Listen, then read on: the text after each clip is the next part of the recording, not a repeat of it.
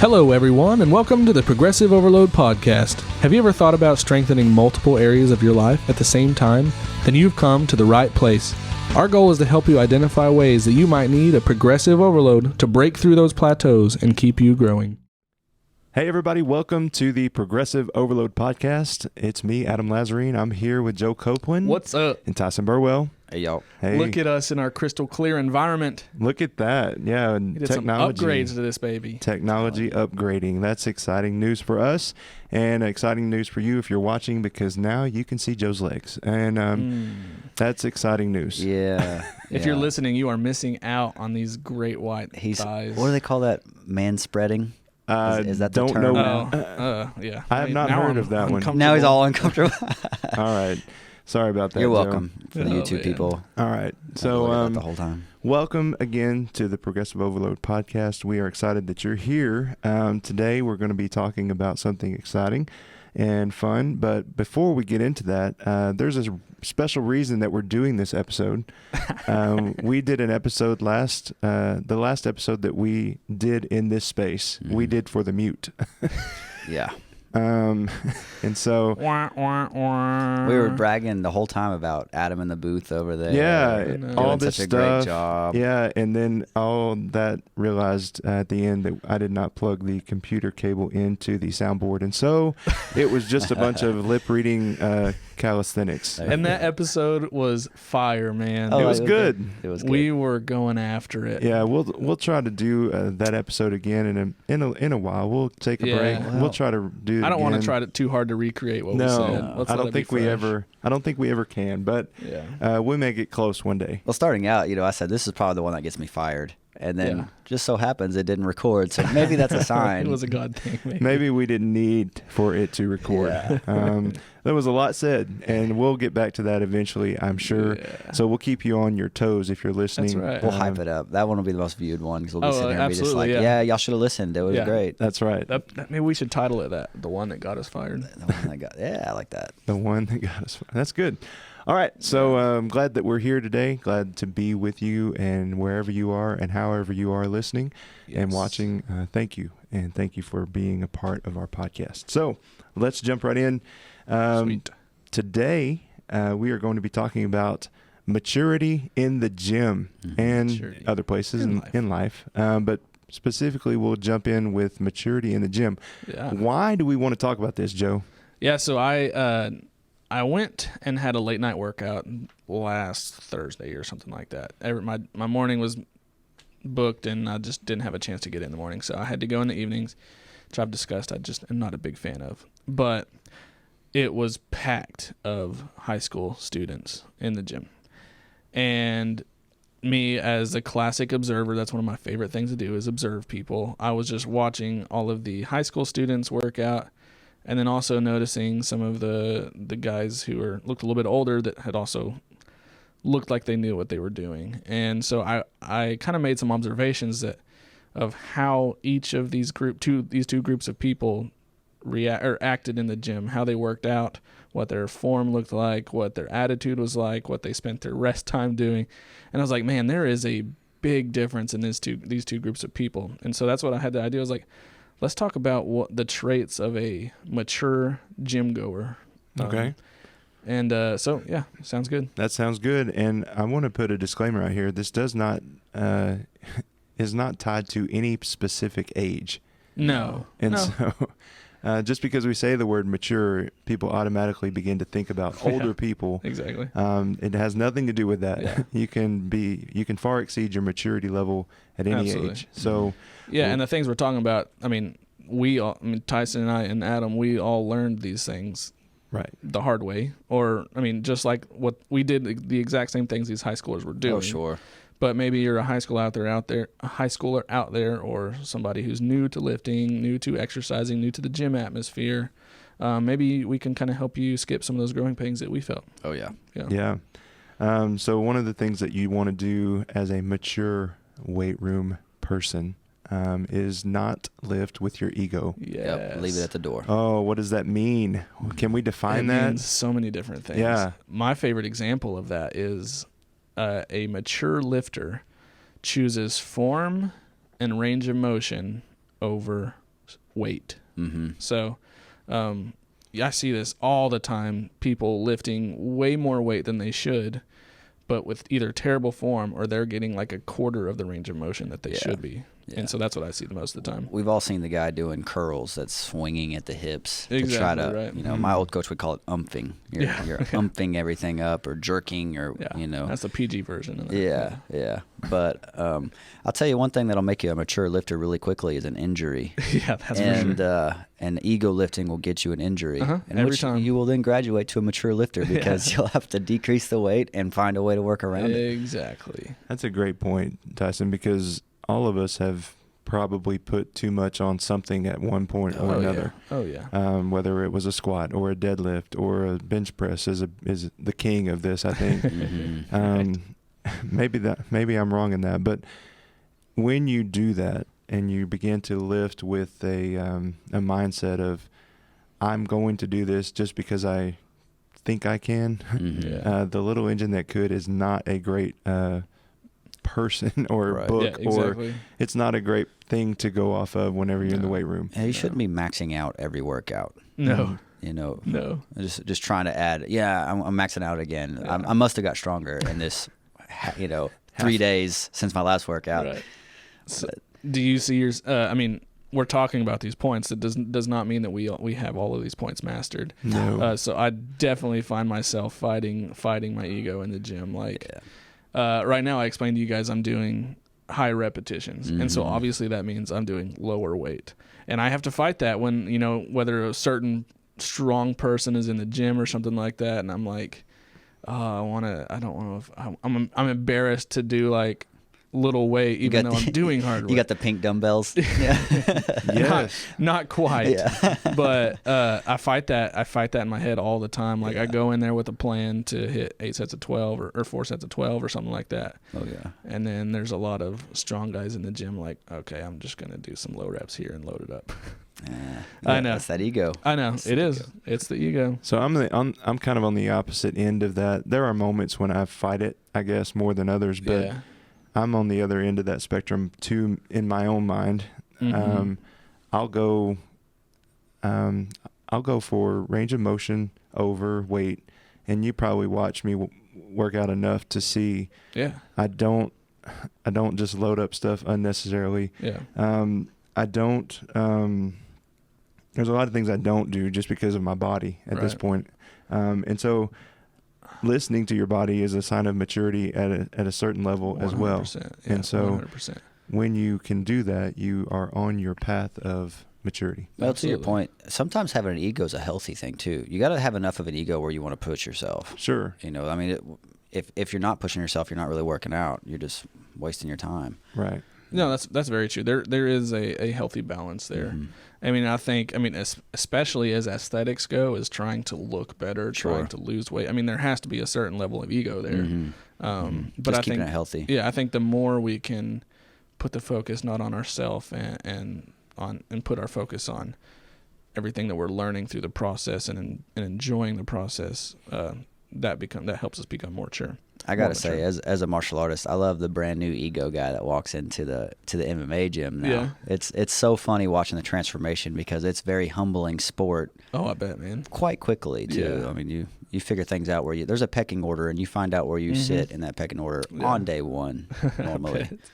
Yeah, that's interesting because I've never experienced that. I know I haven't either. I don't know that I want to experience it, but I'd like to watch. I would like to watch someone else experience it. Oh man, it's something else. And like there's maturity even before you get in there. I mean, if you're a mature person and you don't try to assert yourself, I'm number one on day one, you won't Right. get checked. Right. You'll get welcomed and people you'll slowly find out where you belong. Yeah.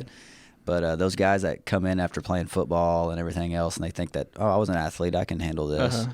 They find out fast. I bet that was your favorite guys to Oh, spar man. with day one. Oh, it's so fun. Well, honestly, I don't hurt them, of course. Yeah. One of the fun things to do though is I'll put gloves on them, and I'll give 3 minutes to try to punch me in the face. Uh-huh. I won't even hit you back. Yeah. And just it's so disheartening for them to go for a full round and can't hit you a single time, and they're breathing hard. Yeah. Can't even get to the second round. Like, I didn't hit you once, and I've Yeah. already beat you. That's Right. crazy. You know, and that's a in the kickboxing world, that's a humbling Oh, experience. I bet. Man. Did you do that with Dustin, that 3-minute little I test? did. Yeah. I did. I think I remember him Dustin's got explaining good that to me. cardio though, and Yeah. I was also teaching him first before I just threw him on there. And, Yeah, and yeah. to his credit, he, you know, I know whenever he's in here, he's probably pumped up his ego a little bit, but Oh, yeah. but whenever he was in there, he was fully respectful. humble, yeah. fully respectful. Absolutely. So, Of course. Yeah. No, we like to play like we have all these just massive self-confidence, when in reality it's not quite. well, it's an intimidating place to walk in. Yeah. I'll tell you. Yeah. Yeah. If like, that's the place itself, just like any gym, it can humble you before you even pick up a weight or Yeah. put on some gloves. To be honest, that's a kind of a block for me. You've invited me to come to your gym so many times, and it's just most physical things have come pretty natural to me in my Sure. life. So knowing that I'm going to have to go in there and start at ground zero kind Yeah. of scares me. Oh, Not gonna yeah. lie. Adam, you mentioned something a while ago about how mature people listen to their body, and I think that perfectly coincides with one of our next points of mature people know when to rest. Mm. They know when their body needs to rest, and that's all a point of listening to your body. Yeah. How do you guys approach rest? Is that a fair question? Yeah. Yeah. I mean, and I don't mean just in the gym. I mean like globally, Mhm. approach rest. How Yeah. do you do that? Man, you can answer if you have something. I do, and I mentioned it in the podcast that hasn't been that we recorded last time, but I'll speak on it again. To me, rest is something you earn. Yeah. It's something that you have to earn, and I feel like if you put in the work, you'll know when it's time to rest. Your body will tell you. Yeah. You know, whenever you're busted up, beaten down, it's time to recover or rest, right? Yeah. But yeah, so you know, like I said before, you know, my dad after work, when I'd come home after school and we'd see each other, first thing he would ask, "Did you earn it today?" Yeah. Mhm. And it was a yes or no question. Yeah. You know, and you know what the real Yeah. answer was too. Yeah. So That's good. No, I mean, of course, you know, as a Christian, I observe rest on the Sabbath, but at the same time, doing that as a father of a toddler is kind of hard. So there's not much rest on that Sunday. Where before we had that kid, our Sunday afternoon naps were like the best thing in the world. That doesn't really happen but you know, we're not working, and we're I mean, Sundays are my day where I just relax, chill.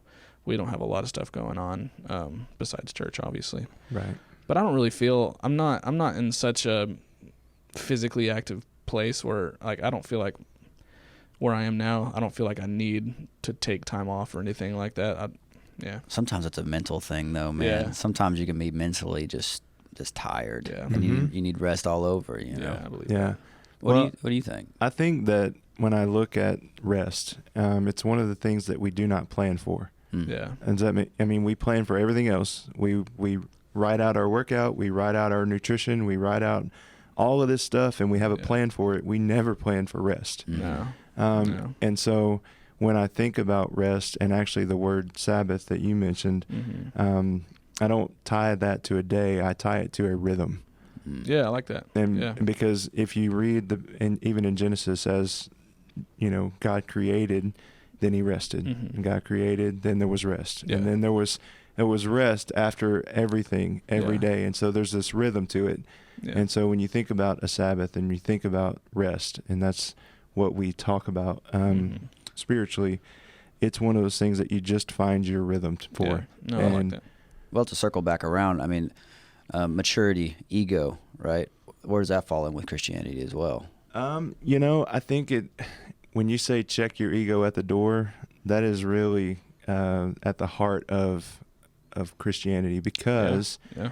as soon as you make that decision to follow Christ and call Him Lord, it's not about you anymore. It's not No. about your wants, your desires, your anything. So you really have to check what you wanted Mm. in life and give that over to Him. Now, there is balance between that as well, because God is going to be gracious enough and loving enough to grant you some of the things that you just want. But it's not going to always be that way. And so when you check Yeah. that at the door and you put him first, you're like, it's not going to be about how much I can do and how much of this I can do for anybody else. It's going to be what I can do for you. Yeah. Then you really begin to change the focus of what your life looks like. Right. As Yeah. Christians, y'all struggle with that? Oh yeah. Yeah. For sure. Like- I mean, like, to me, this podcast, for an example, like, we've discussed we want this to be a ministry, but I fight trying to make it about myself. You know, I struggle with that. I mean, and I think it's probably pretty normal for that.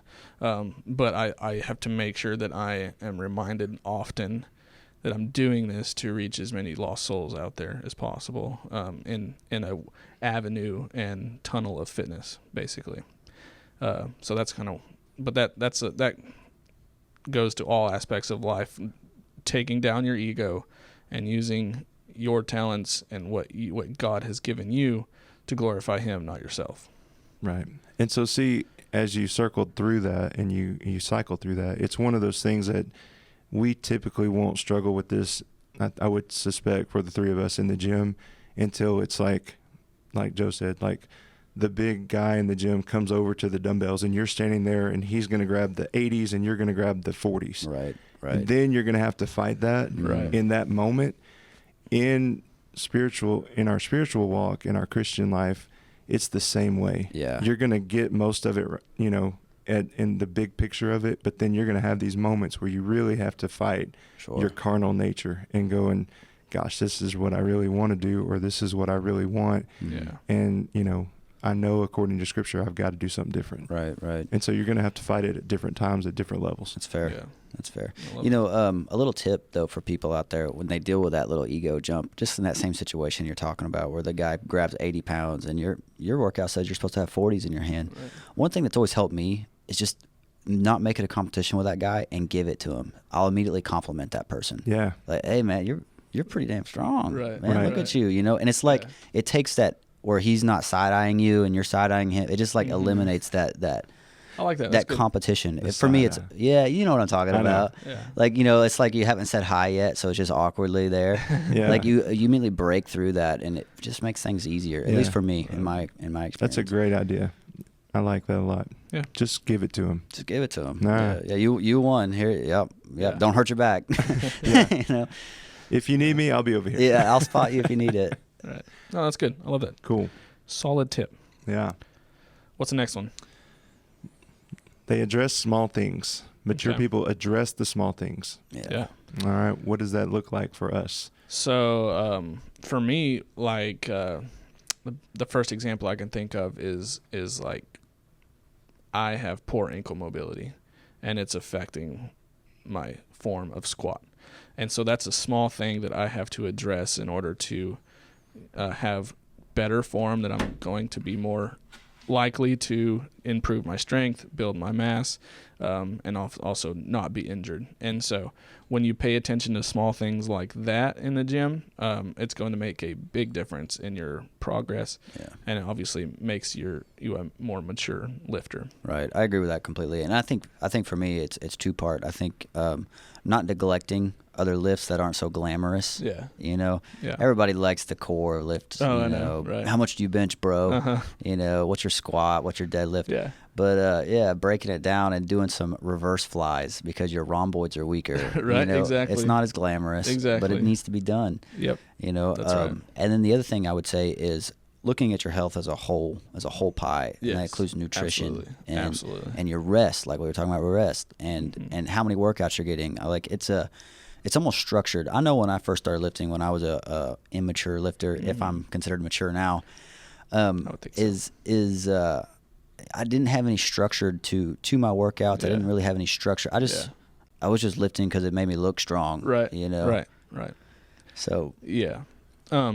Same thing. Like following a program is so important, rather than just kind of a lot of immature lifters will just go in there like, what do I feel like doing today? Yeah. I guess I'll do some bicep curls, and just having no rhyme or reason of why you're doing exercises. or even just a loose idea of a program, Yeah, you know. But like yeah. you can say you're a mature lifter once you've completed a full program Right. from week 1 to week 8. Right. Like, you have done the whole thing. And I know you've talked about it a lot, but if you just follow it how it says, more than likely you made your results. Oh, for sure. It's the discipline part of it Absolutely, that yeah. everybody fails. And maybe, Yeah. I know we harp on that, at least I do, but discipline is a big part of the whole maturity thing. Absolutely. Just showing up every day even when you don't want to. Absolutely. Yep. And that will take us to the next point. That's our results don't happen quickly. Yeah. And that takes discipline. That takes Yeah. perseverance. Yeah. Takes just being there, being present. Mm-hmm. Yeah. So how long, this is always the question you probably get, Joe, how long is this going to take, right? And so I guess that's, how would you answer a 21 client? days. Okay. Yeah. That's what Buy the my program. that's what the infomercial says that we blasted last time that we didn't hear. It obviously depends on the goal and their level of commitment in the gym and the kitchen. And so that's a question I get all the time, but they never get an answer because it's just so different for everybody. Yeah. I just tell them it depends on how much work you put in. Yeah. And genetics and things Of you course. can't control and things you can control. And Of course. Yeah, there's so many factors. But Yeah. but a mature a mature person in their fitness will know that real results do not come quick. Somebody can go join a program and lose 30 pounds in 30 days or whatever. But there is probably a 0.001% chance that the weight they lost in that 30-day program is going to stay off. And it's proven over and over and over and over again, but people keep swimming back to it for some reason. yeah. Get some of those Mexican supplements. They'll The Mexican supplements. a little shot in the arm or butt, they'll So- help you gain some muscle. Right. 30 days. So here's my question, or the flip side of that I get, if a person comes to a relationship with Christ and then they're a new creation, right? That's Right. what Scripture calls them. And it's about the transformation of a life. Yeah. Then they want to know, well, I don't feel any different than I did, 5 minutes ago. Right. So when's God call me on the phone? Yeah, when is this going to Yeah. happen? And so how would you answer that question? I'm asking you guys as the pastors. Yeah. Right. Wait, it's supposed to be the other way around. I know, I took it away from you. No, I mean, that happens all the time. People they come to church out of the motivation of being happier or, fixing their marriage. Okay, if I become a Christian, my marriage will finally be fixed. And they come with those kinds of expectations, and it's not going to happen unless you put the work in. It's not a magical kind of just flip the switch and everything's healed. Yeah. Yeah. Real similar right there to a gym, to a working out, I suppose. It is what scripturally is known as the process of sanctification. Yeah. And That's then right. that is why the spiritual life is called a spiritual walk, not a run, not a sprint, That's right. and not a, hot air balloon ride. Right, right. It's a walk. And Absolutely. because you're going to take some time, and it's going to be a grind sometimes. Mhm. But it's the same process as like refinishing a piece of furniture. Mhm. Have you ever done that? Have you ever thought about doing that? I've tried. And so what you have to do first is sand You gotta break sand it. all the old Yeah. off. Oh, Yeah. yeah. And as you're sanding off the old, it takes time. It's painful to the furniture. Uh-huh. It's going to be one of those things that it's a process. And then as you get the old off, then you have something ready to receive new. Yeah. Right. Yeah. And then you can put on the glory of God. And that's the process of sanctification in a illustration. It's Mhm. been that's been one of the just paradigm shifts in my mind recently is I've always known I've known for a long time what the process of sanctification looks like in our approach to becoming more like Christ. But the process of sanctification in your fitness that's having that mindset of just enjoying the journey of learning your body, learning the foods that work for you, learning what kind of exercises you can do best, and just the whole process and enjoying it and just diving into it is so much better than just those quick fix programs. I'm going to go to the gym, lose the weight, then I'm done. And just having that end in sight mentality is so much more difficult to stick with, and just letting it be a part of your life, letting it be a part of your daily process. That's been a huge shift in my mind, just understanding how much more enjoyable it is being a part of the process and being present instead of just, okay, I'm going to go get this done, and then hopefully I get the results, you know? Yeah. I know in fighting, we get a lot of students that are kind of broken people, you know, Yeah. broken people that they've already, you know, either they're been abused, have their own anger issues. They come Right. from a background that's less than ideal. Yeah. And like you said, they have to be broken down even further than that to go back to a clean slate before we can paint on it again or put varnish on it Yeah, or whatever. whatever we're doing. that. Yeah. So in your church, do y'all have like a like, not to be like AA, but do y'all have like a 12-step program? Do you have an idea of where like the path that these people can kind of take from step to step to step? That's a great question, because there are ways to do it, and you can put it into you could certainly write a script for someone. Mm-hmm. However, just like with fighting, every person is going to need that in different bites. Sure. Right. And so I typically do not write out this is what you need to do next. This is but you do, as you mature spiritually, as you begin to put God into holes in your life, Mm-hmm. and let him have those places. Mm-hmm. Because this is the thing about Christianity, and people when we were talking about the struggle of, how do you do that and how do you manage that? It'd be like buying a house, and then within that house you give it to the new owner, but you tell them, I'm going to keep one room, Yeah. and that's going to be mine. Mm. And so when you do that, if you allow somebody to do that, then you don't really God doesn't have the whole house. Mm-hmm. And that's hard for people to come to grips with. Right. And so putting it into a formula for them Right. is difficult, but the process of them handing over every room of the house Mm-hmm. comes with scripture reading, comes with prayer, comes with, bearing fruit, like a tree that would bear fruit. You bear that fruit of the Christian life. Sure. And as that comes, then the steps fall into place. And so it's kind of you could do it that way, but it needs to be more organic than that. Mm-hmm. Mm-hmm. Okay.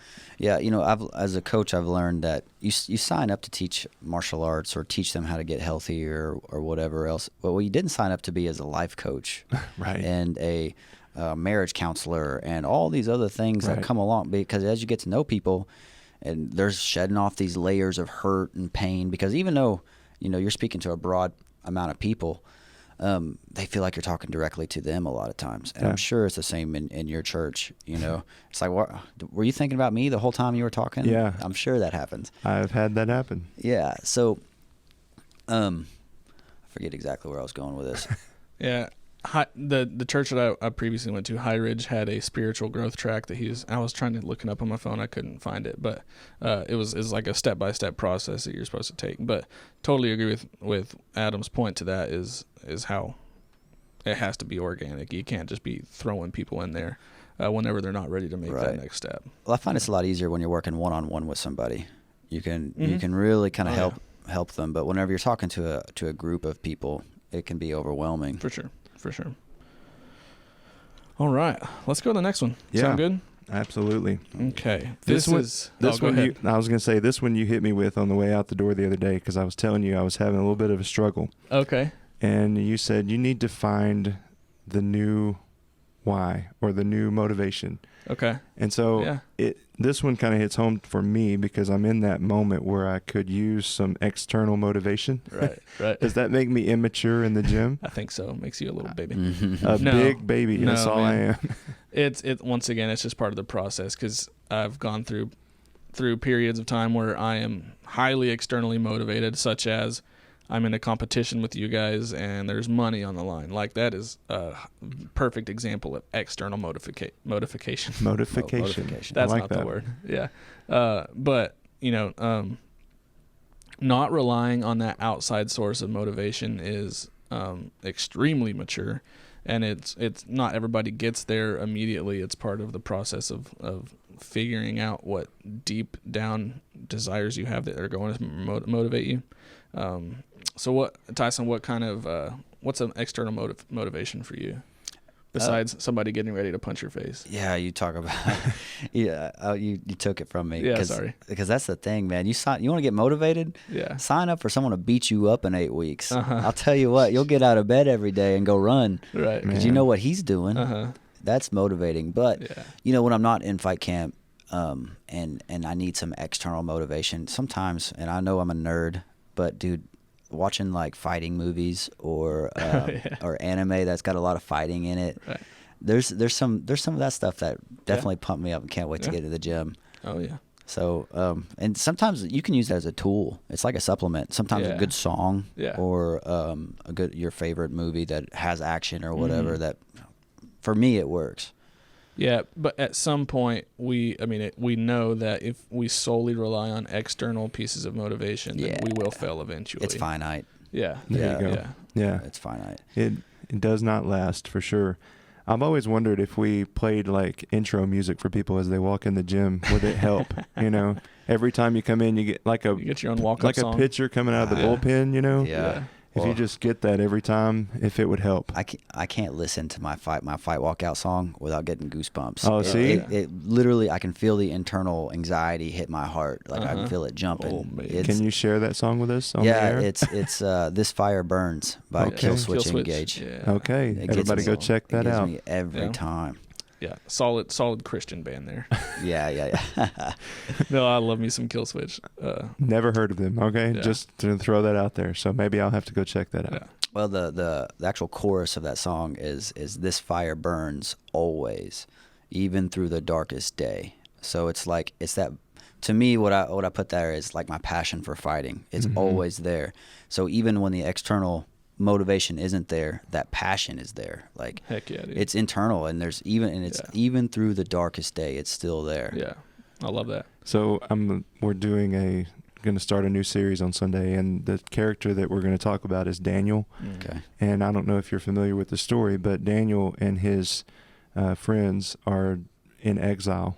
The king has come in and conquered the land. The king has come in and displaced them from their family, displaced them from their comfort, displaced them from everything they know. And in that moment, the king is looking for recruits to enhance the Babylonian Empire. And he's got a false god that he's serving. And Daniel, out of the guys that he picks, because he looks for guys that are good looking and smart and intelligent and wise and all of these things. And Daniel and a few of his friends fit that mold. And so when they come into the king's court, the king offers them food to eat.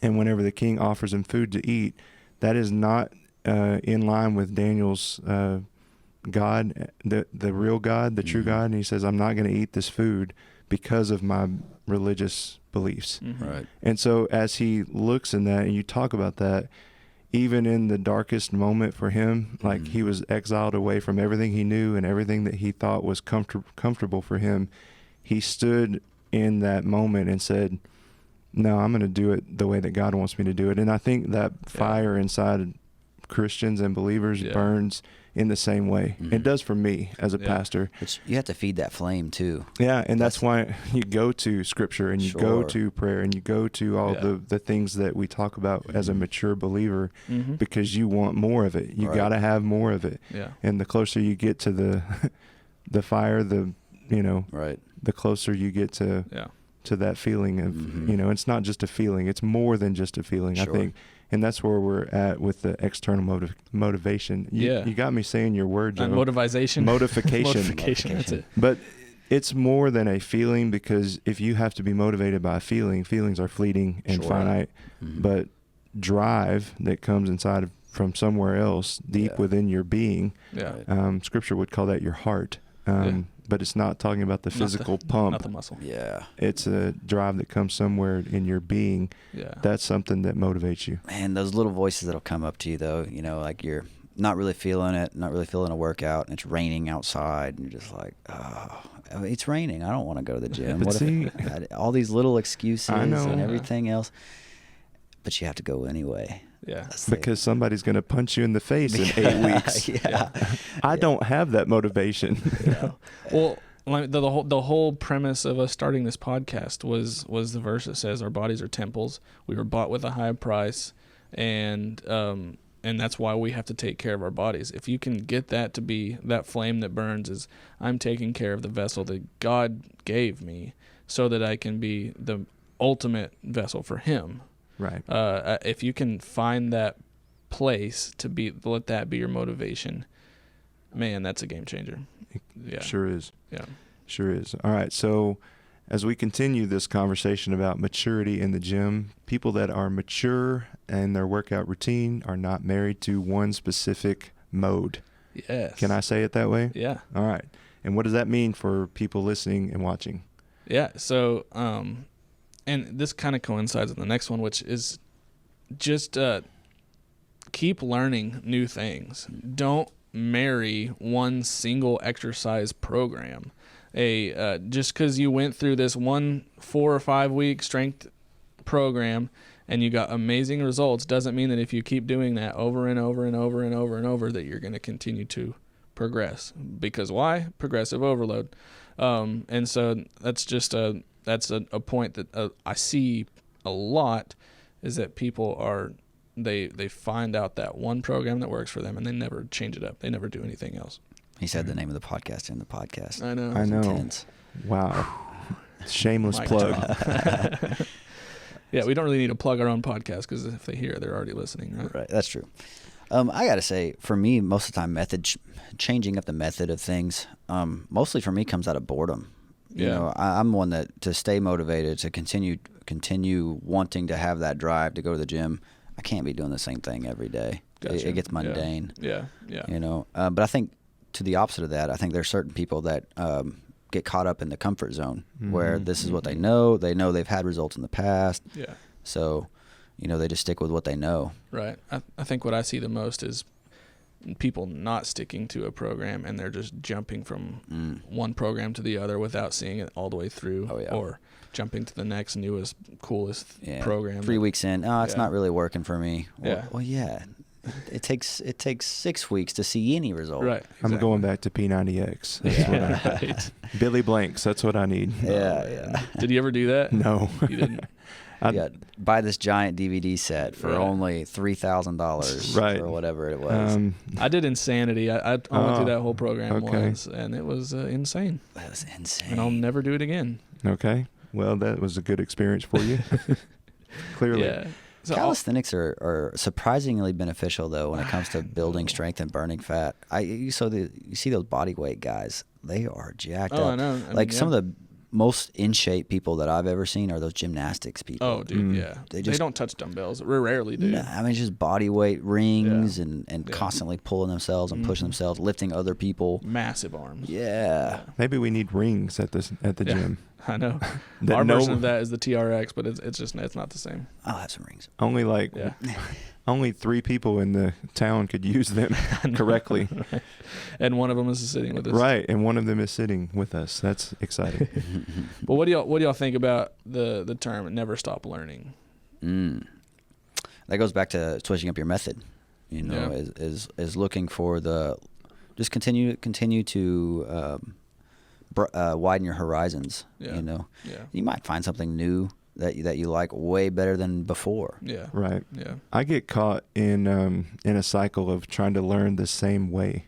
And so it's the same way as we do our workouts. It's like, don't change, be willing to change how you learn. Yeah. Right. And so a good question I like to ask people is, what books are you reading? Oh yeah. Uh-huh. Because nobody reads books anymore. Yeah. And I do. You do? I do. That's cool. I'm glad you do that, because I learn more that way than I do from watching reels or watching YouTube. Of course. Now, I can learn a lot from YouTube and, catching little bits and pieces, but to actually learn it and learn why they're doing it and what the benefits are and all of that stuff, especially in what I do as a pastor, reading is king. Oh, yeah, reading is the king. And so I can only watch and listen to somebody do it so much before I have to read it and Dig into it, internalize it myself. Reading to me it's such brain stimulation, but it's also a progressive overload. Like, it's a muscle. You have to build up your tolerance to be able to read for long periods of time. I've never thought about that. Yeah, man, because when I went for a while there where I just kind of stopped, you get lazy or whatever. And then I picked it back up and I was like, man, 30 minutes of reading was a long time. Yeah. And then you get into this cycle where you're reading, and now, I mean, I could sit down and read a whole book. See, I'm glad you said that, because there's something in our spiritual lives that is so neglected that I've recently been, challenged and convicted to kind of fire off and kickstart. Right. And it's our prayer life. Because you think about a prayer in a church. How long is a typical prayer, Joe? Oh, in a church? In a church.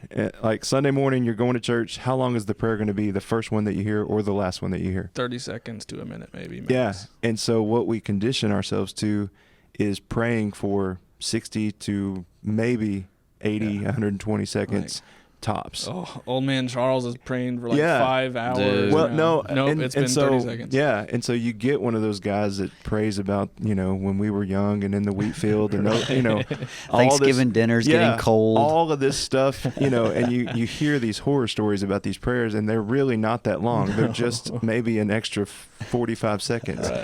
And so if you think about your prayer life and you think about how much you pray, man, the first time I set a timer, I was like, I'm going to pray for 5 minutes. You know what happened to me? I'll be honest. You know what happened? I went to sleep. You went to sleep, really? Oh, wow. I went to sleep. Wow. And so I was like, wow. I'm like, I got to, Yeah. hit myself in the face for that. Wow. But, now I've been, like you say, like reading, you develop that sense of I can do this. Mhm. And I spend a lot of time listening. I spend a lot of time praying. I spend a lot of time in changing how I approach God Yeah. in that way. Has That's been good. I love that. made a big difference for me. But I'm glad you said that, because Yeah. it's something that is near and dear to my heart at the moment. Yeah. That's why prayer services are never well attended. Right. Like, wait, it's a 45-minute service and we're just going to pray the whole time? I'm out. I'm out. Ooh, Yeah, I'm out. Yeah. I understand, and I understand why, Yeah. because we've conditioned ourselves Uh-huh. to, Wow. Deacon whoever and his Wow. 45-second super prayer. Right. Exactly. And 5 minutes is a long time too to sit there and talk. Like just to not even praying, but just saying something for 5 minutes Yeah. over and over again. So I've got there's a couple of different ways, and you guys can try this. Type them out. Okay. Grab the notes section on your iPhone or whatever, and Yeah. type your prayer, and just Yeah. type till your fingers get tired, Yeah. or do it out loud. Mhm. Yeah. Do it out loud by yourself. Obviously, Yeah. you don't want to pray as a spectacle, but Right. when you're by yourself or driving, man, try it. Pray out loud and see Yeah. how long it lasts. And I like that. it's a game-changing deal for me. Yeah. Um, I like to do prayer journals where it's more like structured and it has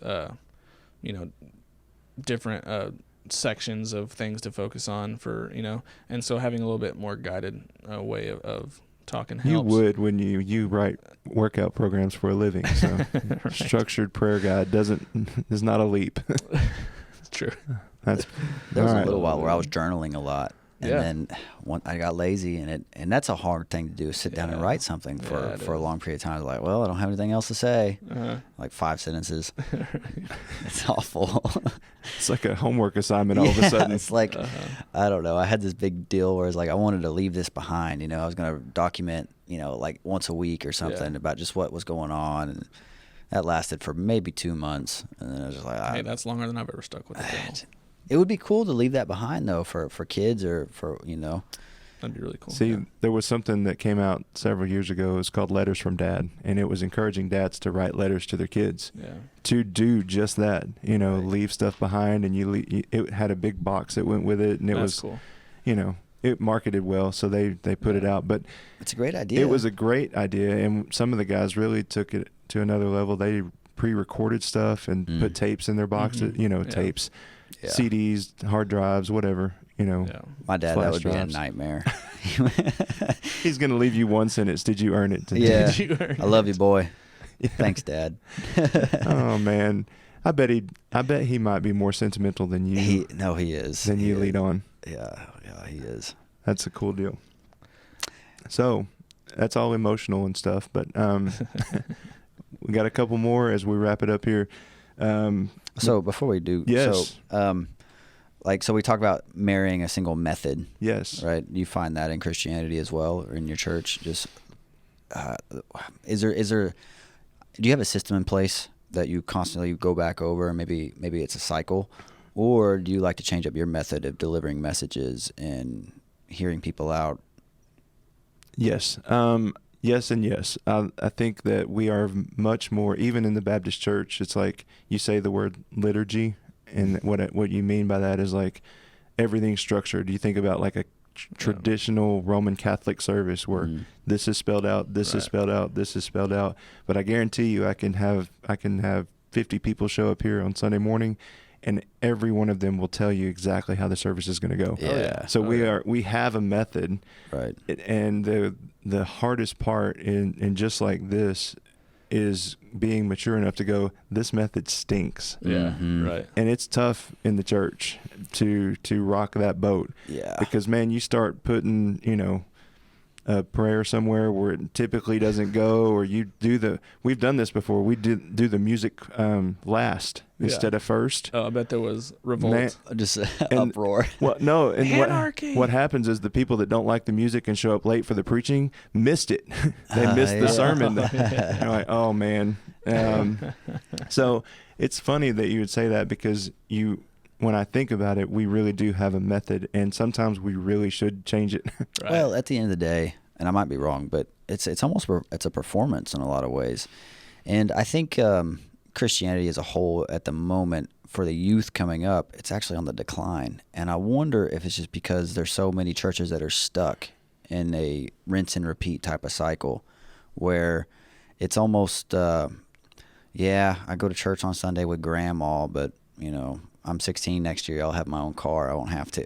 Right. Right. Well, I think there's some of that is true. I think the biggest majority of it is that we have made coming to church the new target whenever life Right. transformation is actually the goal. Right. And Yeah. so when you have a church that has more of those life transformational people, they've had an encounter with God, they trust Jesus as their Lord and Yeah. Savior, man, you can't get away from them. Mm. And you want to be around them. Exactly. And so rather than being a consumer product. yeah, coming to church has become the new, like, whenever I go out on in the community, I'm like, hey, why don't you come to church? Mhm. Even that's a bad statement, from me as the pastor. Hey, come experience Christ and come have a life transformation. That would be a better statement. But who's going to go, yeah, I think I'll do that, you know? Right. Yeah. And so it's kind of a misnomer to say that, but it's I don't know.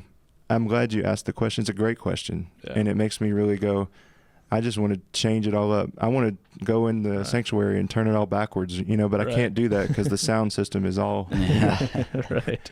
and I'll finish with this one, but the early church, they had, probably just a room, maybe a light, and that was it, Yeah. Uh-huh. Just Maybe a a light. maybe a something to read from, and it was just, Yeah. this is what we've seen, this is what we've heard, let's Yeah. talk about it. Yep. And- Exactly. I was reading one time about just kind of the old days, like the Dante Inferno type of days, and people loved going to church because they were preaching this fire and brimstone all the Mhm. time, and it was like going to see a horror movie or something. Like, I was reading up on people's accounts of that time, and that's what they were talking about. Like, oh, church was so cool, we're all gonna burn in hell. Yeah. But it was something that brought up an emotion in them. Right. And I think sometimes that's the key is having an actual emotional response to what you're saying instead of it's just something I do. Right. Well, and again, emotions to me are fleeting as well. Yeah. They're going to come and go. Sure. Yeah. And so that's where the life transformation has to be the goal. Right. And so when you think about that, I always point people in that direction. But I'm glad you said that, because I remember going through a sermon one time from an evangelist that was traveling. He came to our church one time, not this church, but came to a church I was at. And he brought a PowerPoint with a guy like falling off of a mountain into a fire, and Right. it was terrible. It was brutal. Yeah. I mean, I was like, oh my goodness. It's so entertaining. It was not entertaining. I was like wanting to pull my eyeballs out. Yeah, I'm and sure. Well, I mean, like, life change doesn't happen from scaring somebody into something. Right. I don't change somebody's life in the gym by saying, "You're gonna die if you don't This is hire true. me." If you don't, Anyways, so it's the same way. It's That like, works sometimes though. In the short term, it does. Yeah. In the short term, it does. Yeah. Well, I don't know. I've had in therapy. I've had some brutal conversations with people Yeah. though. It's like if you don't make a change, like your clock is ticking down. Oh yeah. Like we gotta figure something out. But Yeah. It's a good catalyst to get people yeah. moving. For sure. But yeah, you're right. All right. We're How running. much, do we have time? Or are We're we running done? short Oh, on time. sorry. No, that's fine. No, that's good. I love We said we may not get to all of them, but we shame, are. Kathy. No, I love it, dude. It's such a good conversation. Yeah, this is it. Just a conversation about maturity and Yeah. being able to handle it all. That's right. mature of us, isn't That it? is very mature of us. Look at us go. Hey, There I you go. want to. We gave a shout out in the last muted episode, and we didn't get to release that one. Thank so you. I wanted to give Kelly and Gary Oliver a personal shout out for helping us and their generosity and helping us improve our studio a little bit, our video quality, our sound quality, and even got some T-shirts on the way. Look out. And that's what I wanted to say here is I want to give away a couple T-shirts. Let's do it. And so I think for the next couple weeks, I'm going to tally everybody who goes and gives us a 5-star rating and review on Apple, iTunes, or Spotify. I'm going to tally all those and draw some names, and then I'll reach out to you because I think it has those reviews related to your email. Cool. And so I'll reach out to you, say, hey, congrats. You want a Yeah. T-shirt. They're going to be really sweet T-shirts. I can't wait to get them in. And I'll send you a window sticker too. And so go do that for us. It helps us reach more people. Also check out our Patreon account where you can support us. And it's also where you can get personal coaching from me Look out. if you want some big white thighs like these. Wow. So are we selling short shorts too? Oh or- yeah. Oh, actually, I really want to. Short shorts gang. As we grow, I want a little bit more apparel. And Is I it going to definitely say want short pop shorts. somewhere on it? Pops. Right across the butt? Progressive Overload A Podcast. P on one cheek, a P on the other. Boom. Wow. Yeah, we went way off the deep end with that one, didn't we? So, exciting news coming ahead Yeah. for all of our listeners. And we'll do that drawing live, won't we? That'll be Yeah. fun. Yes, we will. That'll be fun. Very cool. Yeah. All right. Well, thanks for joining us today. Don't forget to check us out on all of our social media platforms and the ways that you can support us, like Joe said. Yeah. And in the meantime, stay mature out there, people. That's right. And looking forward to hearing what you have to say for this episode and bringing you the next one. So That's right. have a great day, everybody. Much love. Thanks for listening to the Progressive Overload Podcast. We're honored to be a small part of your day. If you have any questions, comments, concerns, or are interested in sponsoring our efforts, please feel free to reach out via email. Find us at progressiveoverloadpod@gmail.com. Don't forget to subscribe and follow our podcast so you'll be notified when our next episode drops.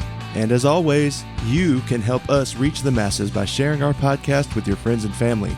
And then check us out on Facebook and Instagram to follow our own personal journeys and get an inside look on our day-to-day lives.